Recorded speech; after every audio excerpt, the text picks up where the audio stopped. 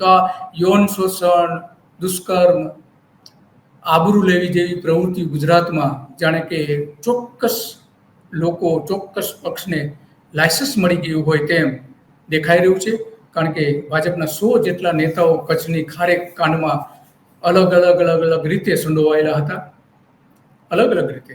પરંતુ એ આખું પ્રકરણ અત્યારે તો હાઈકોર્ટમાંથી નીકળી ગયું છે. હાઈકોર્ટે જજમેન્ટ પણ આપી દીધું છે.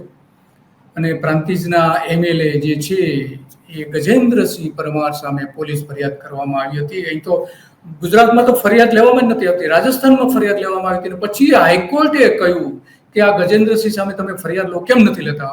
મહિલાની ફરિયાદ છે, કેમ નથી લેતા તમે? આપણે જે મહિલાને સાંભળ્યું તે. તો આવા તો કેટલા બધા બનાવો બનેલા છે. અને એટલા માટે ચાલ, ચરિત્ર અને ચહેરાનું જે સૂત્ર હતું ભારતીય જનતા પાર્ટીનું, એ સદંતર ગુજરાતમાં નિષ્ફળ ગયું છે. કારણ કે ભાજપમાં એક આખું નવું કલ્ચર ઊભું થયું છે કે જે ભારતીય જનતા પાર્ટીના નેતાઓ, એના સ્થાપક નેતાઓ જે હતા, સિનિયર નેતાઓ હતા, એ વારંવાર કહી ચૂક્યા છે કે આ ભાજપ જે છે એ અમારા સમયનું ભાજપ નથી.